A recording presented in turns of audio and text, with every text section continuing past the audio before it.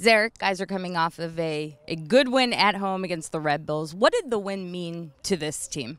I think it was just a good way in which we won. Obviously, we know that we can compete with any team when the ball's on the ground and we're trying to play football, so to speak. But I think that it wasn't the most fluid game. It was pretty choppy. It was hard fought. There was battles. There was scuffles, and it showed a little of the grit that we can also show as well. And I think obviously people know that we can compete when we're trying to outplay teams. But also if there's a fight that breaks out, we show that we can compete in that way too. So that's something positive. And like I said, just to get 3 points at home is all we need.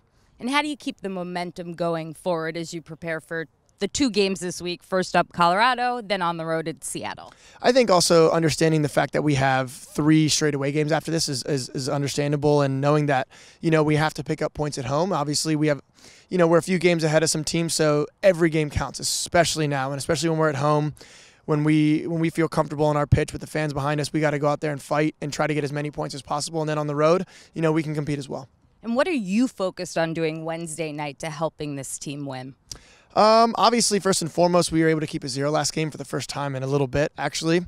So first and foremost, trying to communicate and help the defense stick together. Sadly, we have to make a change after a red card, which is fine because we've played together before. But, trying to help the team communicate is something I try to pride myself on, being one of the louder guys on and off the field. But besides that, also contributing in the attack, trying to get balls, to our front 6, because we know that when they have the ball in the opponent's half, they're tough to defend.